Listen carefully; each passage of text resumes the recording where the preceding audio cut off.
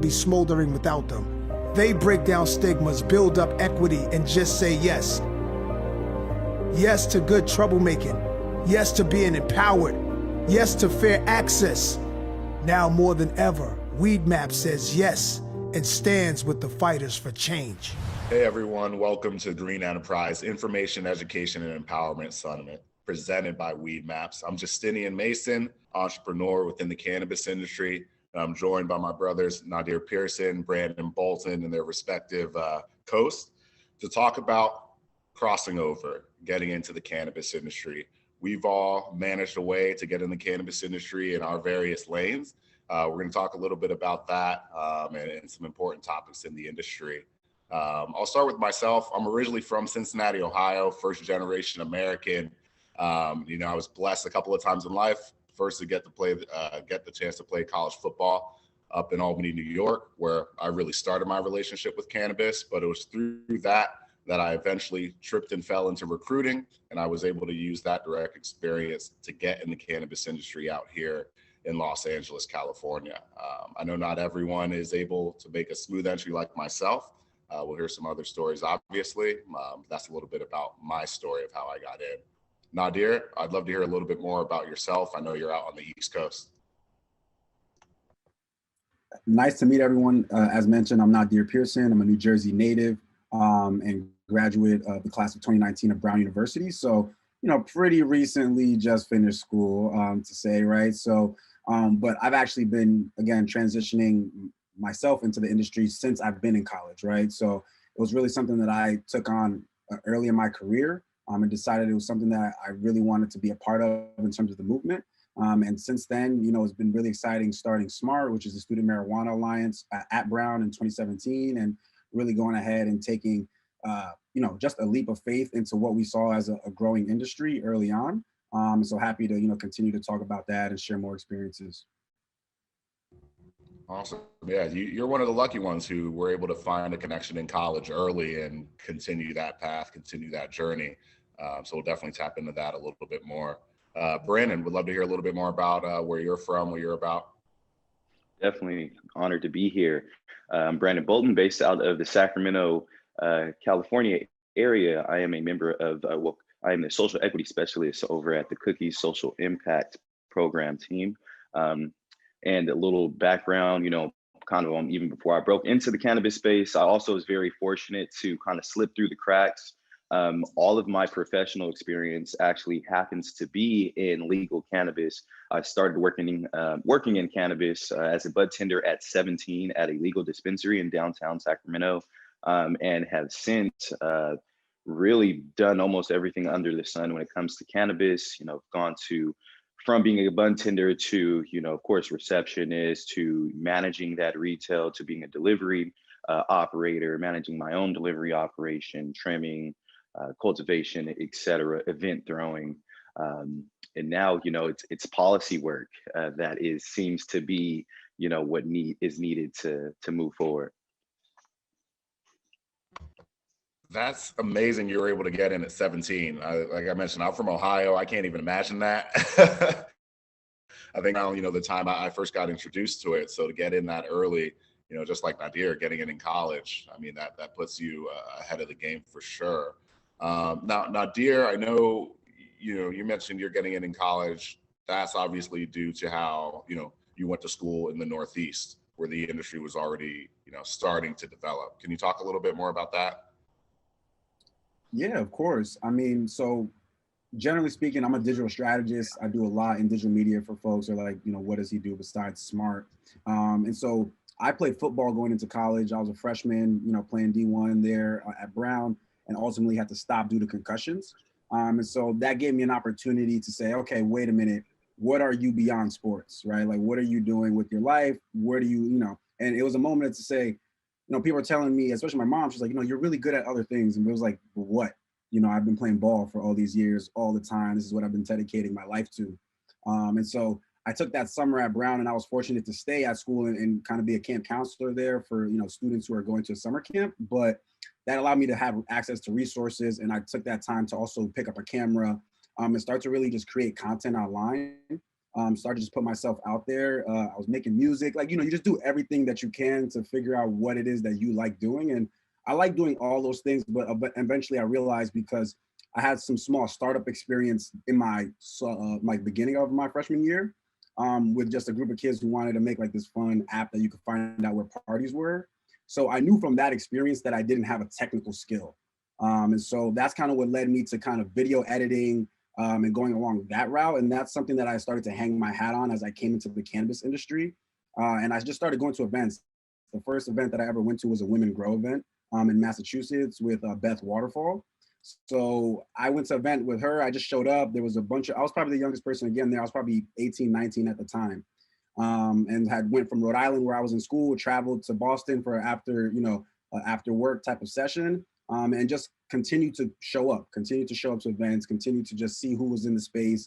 And that was the first inkling of like going on LinkedIn, finding other Black folks that I felt like I could reach out to that kind of had a similar experience. And I was just like, yo, I'm just trying to get in. And for me, anything they said, I would just do right early on. Like, it didn't matter what they wanted. Like, yo, come to this event. I'm like, all right, cool, done. Like, whatever you need me to do, I'll show up. And so that was a way that people found me to be reliable. Then I started to bring my camera. And then it started to snowball to gaining more experience and opportunities there. So that's just a little bit of like how I transitioned, really. Yeah, I mean, finding where you can be valuable and finding, what you're best at that maybe no one else can do is, I mean, that's a big part of entrepreneurship, but, you have to fit in where you can get in. It's a big part of this industry. Yeah. I'll say just really quickly, like for young people's, especially, like media has been that one thing, because we're so in tune with social and digital, and a lot of folks that are older really don't have access to that. So again, yeah, that's a big way to fit. Yeah. And I mean, we had a similar connection as far as athletes. I unfortunately had an injury that, got me to really start looking at cannabis seriously. But you mentioned that moment that you're like, hey, I have to figure out what's next. What else can I do? Brandon, you mentioned you got in at 17, I guess still at high school at that point, I'm assuming. For you, I guess, when did you figure out that moment that you were like, hey, this industry has potential. This is a serious industry. This is something I should look into? Yeah, thank you for the question. It was really when I had left that dispensary and went to work for these are Wild West times back in Prop 215 here in California days. So, we could have our delivery operations and be on weed maps and, kind of be, out the living room with it. And so I was working for an individual who had one of those operations and assisted him getting a provisional license with the state and also through the locality of Sacramento.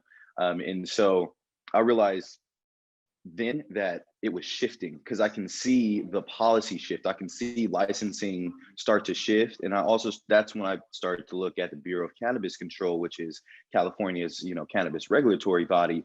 And I started to see a lot more movement in regards to just bills that were being prepared to get passed. And so that's when I took it upon myself to say, okay, let me do a bit more, research into this realm of things, of license types, of everything that it takes to get that license type done, just so I can be prepared for when, the Prop 64 came, and it did, Senate Bill 1294, which is Senator Stephen Bradford's bill, which implemented the social equity programs that we have here in California.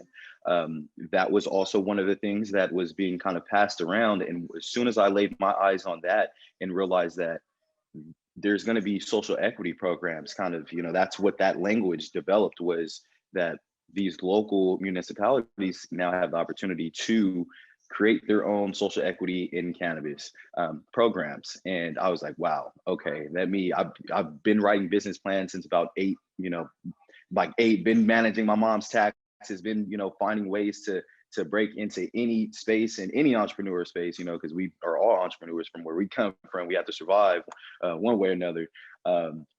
So, it was that really awakened me. And then here in the city of Sacramento, we also have a social equity program. So as soon as that launched, I was like, okay, let me do, everything within my power to prepare myself, prepare my community as well for this opportunity. And now we're kind of here. I love it, man. I love it. It's you mentioned the Wild West at the beginning, and seeing, I mean, it's still the Wild West now, but with more regulation, I guess. You know, as it emerges and as it continues to get regulated, you know, you mentioned social equity. We won't dive too deep into that because that could be a whole different panel. But when it comes to preparing for the full federal legalization, and, you know, I think everyone knows that's coming eventually, we just don't know when. How can we continue to, like I said earlier, get in where we fit in? Like, where, for people listening here who might be entrepreneurial minded, who, you know, are looking for entryways, looking for ways to transfer their expertise, like, what are some of the other ways, digitally, social equity wise, that, you know, individuals can start to look at, start to educate themselves on? Take a stab at that. You know, really here at Cookies, we're developing a workforce development and also a kind of business development track for individuals that are looking to break into the space. Currently, those individuals happen to be, you know, social equity members that we've defined under over here at the Cookie Social Impact Program as, you know, those individuals who have been impacted, and we are getting them the education that they need, because one thing that is very, you know, relevant in cannabis is a lack of education, and that is the first step to really breaking into this space is, you know, getting some true, not just behind the screen education, but then some, you know, being able to apply that knowledge at a work experience. And that's what we are developing with our model. So we have a educational curricula that is partnered with Green Flower Media that individuals can go ahead and go through. And then we are going to work with those individuals to get them placed in a job through a partner or at a Cookies, you know, facility. And then if that individual is a star after that, you know, we assist them even beyond that with other resources in regards to, you know, whether that's any consultancy or subject matter experts in the space, whatever resource that is, compliance experts. And it's pretty difficult to break into the space. So a lot of the work that we're doing right now, we're doing actually with other, you know, MSOs, other local community organizations, and of course, city government, state, and now soon to be federal government, because it really takes all of the above to make sure that you have these, you know, workforce, career development, and business development programs, and that they, you know, you can share resources with another platform that may have something that yours is lacking and another individual may fit better into. Yeah, I mean, it's all about partnership. I mean, this industry is so difficult. This industry is so expensive. At the end of the day, it's hard to do it alone, especially for our community. So, I mean, you mentioned Green Flower Media. I actually had the opportunity to do a certification course during the beginning of the pandemic last year, and it was crazy valuable. So it's like that type of stuff can really take us to the next level. Nadir, you know, when we're talking about partnerships between Smart, you know, I know you do a lot of work with Cannaclusive on the East Coast and really all over the country. What are some of the ways that people can start to get involved, you know, with some of these partnerships, start to get educated on where they can go in the industry? Yeah, I mean, I think I always tell people, just like, don't rebuild the wheel. You know, don't think that you're going to come into the space and make something that's so new and so different than everybody else, because you're probably not, you know. And you're going to eventually need, like, things don't happen in a vacuum. You know, brands don't become popular by themselves. People have to buy into that. You know what I mean? So no matter what, you always got to look at, you know, what's existing and really do a lot of due diligence. You don't know how many people I meet that come up to me and say, hey, I want to do this CBD thing, right? Like, insert CBD delivery box, insert CBD lotion, you know, water, doesn't matter, right? So anytime I hear that, I'm just like, you clearly haven't done research, you know what I mean? And seeing like what's out there and what opportunities you have beyond that. Because that is a saturated game at this point. You know what I mean? It's been probably since 2018 when the Farm Bill happened. Everybody, you know, who saw it then and got a rush, and then who, yeah, you know, and continued and so on for so many years. So again, just really thinking about like, what is it that you can do?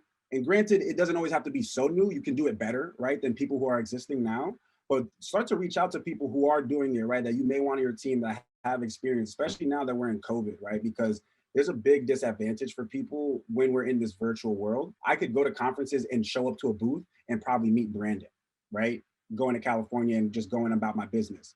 I can't do that anymore. You know what I mean? And now it's really upon the trust and word of somebody else, right? And your reputation and the work that you do that's going to have to carry you so much more now, right? Before you could start to network and do all these things, and you can't network in the same way. You can go on Clubhouse if you want to, but that's not the same thing. And there's a lot of jokesters on there, right? So I think the big difference now is it's a little bit harder to tell who's real and who's fake, especially because we're all behind screens. And so really doing that due diligence nowadays is going to be important. But again, to your point, Cannabis is a huge name, right? That's been working across the country. I'm working as East Coast project lead there. And so really handling our initiatives on the East Coast. And Mary Pryor, who's our founder and CEO, she's also working at Cookies now, right? So shout out to her because she's got her hands in everything, right? But just goes to show that this industry is really small, right? And people know each other. So there's not so much of this kind of like, let me just go and get to the top. It's like, no, really do your work, you know, bring value where you want to, and then people will start to find out and you'll get recommended all over the place, right? So, you know, start local is a great way to get going, right? Where can you have impact? I have most impact, you know, where I'm from, right? That's like off the rip, you know, and that's most of us in this world. So really think about that, how you can impact on the advocacy side, because this industry doesn't happen, laws don't happen. The way that delivery licenses in Massachusetts most recently had a lawsuit, right, where exclusivity, saying that Black and brown folks would have 3 years of them only being the persons that would operate with delivery licenses for 3 years. Wow, that's amazing, right? And then you had about 90% of, you know, white-owned or majority non-social equity groups go into a lawsuit against the state and say, no, that's unfair and that's unjust, right? So at a certain point, we had to advocate, right, and pull out all, you know, our social capital, cultural capital, whether it was like through partnerships with Smart and the dispensaries that we were working with that we saw were on the lawsuit, or Cannaclusive and potentially like other folks that they know that they were working with or just know of in that state. So being able to start to, you know, really mobilize around these things that we care about is going to be super important. And it's going to, you know, everybody has to pitch in. So that's my point, right? It's like, you want to get involved, you got to pitch in there. Don't try to tell me you're going to try to come in and make money with me when you weren't shooting in the gym with me, right? When we were trying to really get off the ground and get laws changed, you know? So that's the issue that I have with people. And that's a quick way you can tell who's in it for what. Yeah. You have to put in the work. You have to put in the hours, no matter what. And it's been 5 years for me now, you know, so I'm just getting going, right? Yep. 5 years of just doing whatever I can to support and learn. And then now you feel like you may be in a position to help others. Yeah. And it's funny because, you know, we met out here, you know, in LA, even though you're from the East Coast. And, you know, having that LA, that California experience in general, being able to utilize that out there is invaluable. You know, I still have people now from back home, from all over. They're like, hey, should I move to LA and get in the industry? And I'm like, right now, no. The pandemic is real. Don't come out here right now. But find ways to network, find ways to get involved locally. You know, Brandon, I really like your story because I started my recruiting career in manufacturing and production-based industries where, you know, there's everything from vocational schools, programs like, you know, you're building now in Sacramento with Cookies. You know, there is a reality where you can come in and start as a production person, as a lower level role, and work your way up. From your experience, honestly, you did something similar, but is that a reality? You know, is that something you recommend to people? I personally do a lot of times, you know, find the right organization that you can get in. Shoot, nowadays, get some part-time work as a driver and learn, you know. But let's talk about that, especially here in California, where there are those large organizations.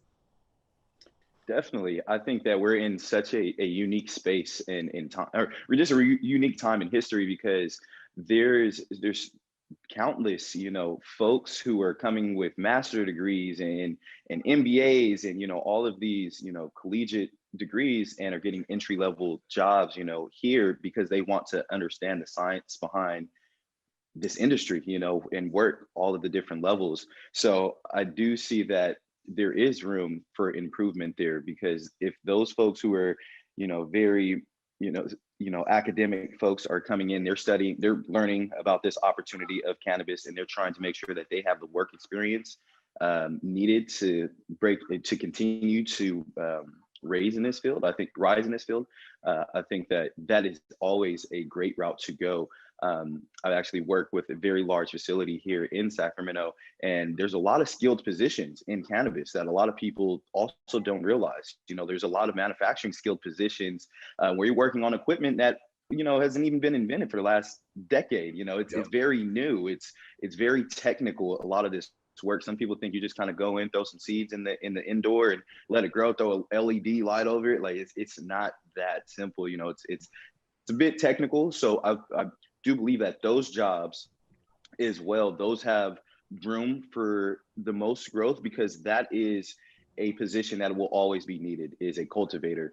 We're finding out, like right now, who owns the genetics is normally the most talked about individual. And so I always try to steer members, Black and brown members, to being cultivators, because we are unicorns in that space and we have room to grow. Like people, large facilities, large growers, are looking for folks like us to, kind of grow their products. So I think that there's a large room to grow for that. And we're starting to see a lot of folks kind of migrate over into California with those degrees as well, just trying to get any experience in the industry and take that back home, because they're starting to realize that policy is changing and that they can come and, kind of download some information through groups like ours and take that back on home and kind of teach their troops about it and kind of preparing for their industry back there. So long-winded story. Yeah, I think that it's an awesome, anywhere you can start in cannabis, start, because it's pretty hard to break in, fairly hard to break in. And it's also, it's wonderful. The walks of life that converge under the same door. It's not like any other typical industry. So I think that's another reason why a lot of people try to break into it. And, we tend to stay in this industry once we're in it. So that's another thing. Yeah, I mean, I tell people any job that exists outside of cannabis likely exists within cannabis. And then there's all the cannabis specific jobs on top of that. When I think about what's coming and eventually when it's federally legal and the banking stuff's passed, you're a finance accounting person, like you're going to get some big dollars to work in the cannabis industry. There's crazy amount of opportunities. So, as far as what we're looking at going forward, let's pretend it's a perfect world and COVID doesn't exist soon. How do you guys see things continuing to move in the cannabis industry? Nadir, we can start with you. Moving fast. I would say, for me, like I was working at Herb all through last year. So for folks who don't know, Herb is a publication very much like High Times or Leafly, publication / recommendation engine. And so, I was working there for a good part of the year. But you could generally feel from 2019, right, when kind of the market collapsed a little bit on the cannabis side in that summer, a lot of companies were having issues. Basically the rug was pulled out from the industry in a lot of regards, and a lot of consolidation started to happen. So you're starting to just see the evolution of cannabis. In California, I would say we're really getting to cannabis 3.0 if we're not already there, looking at 4.0 and like really what the future is. And every other market is generally lagging because of the law behind it, but they'll certainly get to 2 and 3, 0.0 really fast. And by that, I really just mean like the evolution of brands, how they're developing in the space, how we're using technology as well, and combined with brands and also like omni-channel marketing, right? So really thinking about how to get to the consumer in all ways that a normal brand would, like a liquor brand or another pharmaceutical, depending on if you're looking at adult use or the medical market. And so kind of just like having that whole perspective, to your point, now companies are being able to hire people more, right? You're starting to see, more advanced roles in that way, in a deeper breadth of folks instead of just the startup founder teams that you saw maybe a year or 2 years ago, right? Generally, there's going to still be that kind of notion in this innovative industry, but again, there's going to be a lot more need for HR, compliance, and the rest of the things that make organizations within the next year. And then that's going to be really good to get a lot more of the masses on. Because folks generally need a little bit more security before they start leaving their jobs, right? There's only be a select few of us that have that opportunity and privilege to be like, I'm gonna take this jump. I don't care what happens, or not that you don't care, but you have to have some of that, just that risk involved in it. So I think that's going to be the most exciting thing. I know for myself, looking at the East Coast right now is really what all I'm concerned about. California is a place to have a presence because it's California, but it's not really the end all be all. You see companies like Truly, for example, who really just set their mark in Florida and some of these other markets that are limited in terms of licensing. And so now they've been able to really get a good footprint in terms of the demographic down there, their brands, and really becoming a staple in the community, which is what we're going to see. I feel like is going to be a stronger allure as like craft cultivators start to come in. And there's going to be plenty of mass cannabis, but we're going to want something that really speaks to like, yo, I want some good weed that's cultivated in a way that, makes me feel like this is not just from the bin. So. Yeah, I feel the resurgence of the East versus West Coast coming. It's going to happen. It's going to be because of cannabis. It's going to be great. The East Coast is here. First of all, people don't go to Rhode Island. People don't go to Massachusetts and smoke weed, right? So I let everybody talk. And then one day I'm going to have a, nice blunt for them to really show them what's up. So that's that. I've got love for it. I spent too much time on the East Coast, Northeast, too much time. Brandon, what about yourself? I mean, California, we've got, it's a crazy place. We could talk Northern California versus Southern California, but some of the things that you're excited about, where do you see some of the best opportunities going forward? Yeah, for sure. I mean, I know it's definitely a different subtopic, but all the work I do is in social equity, and that's what I see being personally for myself most exciting for the cannabis space, because with the implementation of a lot of these social equity policies at the local level, state, and now state level, we have a space carved out for those Black and brown folks to obtain those types of licenses. So now we're starting to see a lot of these communities of colors who have been impacted by the war on drugs start to break into this space and start to build their own ecosystems.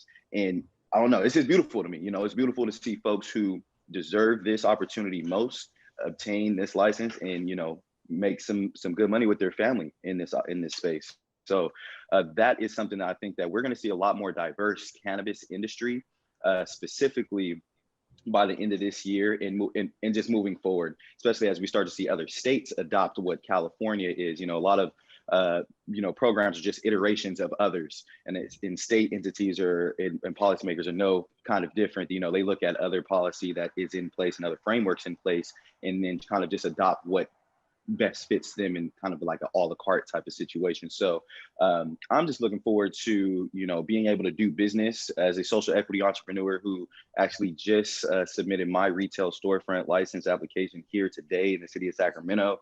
I want to do business with other members, the community that look like me. I want to go to a distro for a Black and brown person or Black or brown queen, and say, hey, I want to shop and do products with you. And I think that we're getting to that. So that's what I'm most excited for.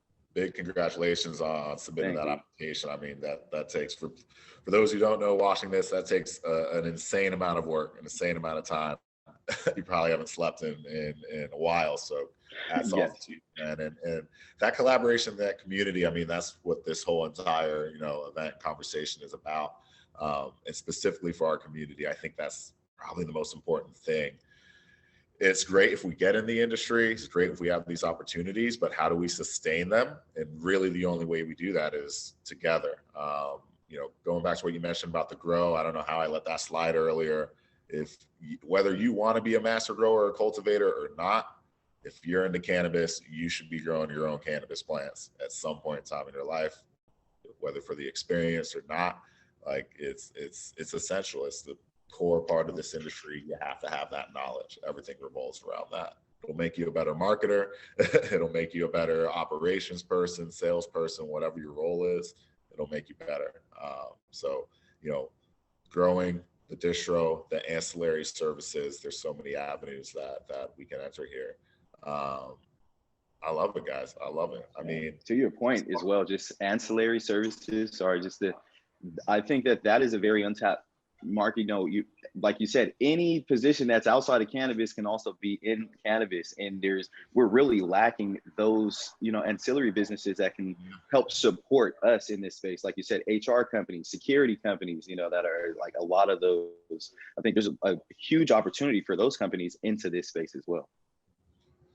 Agreed.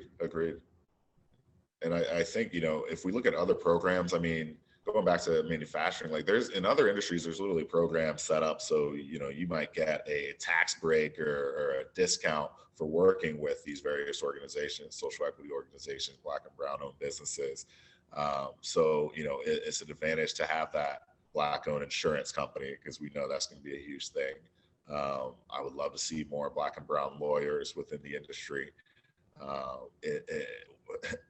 It makes more sense to work with, our community and build within our community to then. Yeah, and I would just quickly throw out a quick resource for everybody, right? So CanInclusive has started the inclusive base. I'll fuck around, do a post today about that, but it's over 700 plus businesses that are, BIPOC, Black, Indigenous, POC businesses within the space. From to your point, like licensed, THC side, CBD vendors, right? Doing different services. So to your point, being able to have that database has been a labor of love. I'm excited to take that new iteration, for the end of this year, to make it a little bit more actionable for people in case they want to go ahead and buy and just get, hold of these folks a little bit easier. We have their information readily available on caninclusive.com. So again, to your point, filling in those gaps where it's like, we're working with Black and brown vendors across the chain, of our business and the operations that we have here, not just for growing, not just for, the brand's sake, because we want to say we're working with a brand and put them on a figurehead, but really thinking about the ways that you conduct your business, right? And that's where I think a lot of these companies are looking at from the DEI standpoint nowadays, right? Companies like MSOs like Curaleaf, Cresco, right? Really having to rethink, okay, what does it mean for us to be diverse or outwardly and inwardly, right? Within your organization. And I know, Justinian, you've had ton of experience on that in terms of recruitment, right? And the importance of that and how you develop your team. So again, big opportunity there. Yeah, it's a big conversation now, as we know, and I think it's one that we have to lead. Like, I mean, I've seen it firsthand. There, despite what might get posted, they're not going to come to us. we have to make it happen. And I think we have to be confident in that. All of this comes down to confidence, whether it's the investors or anywhere in between. When we're stepping to the plate, we have to step up to the plate with the utmost confidence. Even if we're a little shaky in our idea in the back of our head, like, you can't show it. You have to be unwavering, because just like anything else, we have to come ready. We have to come a little bit higher, no pun intended. Come a little bit higher, come ready.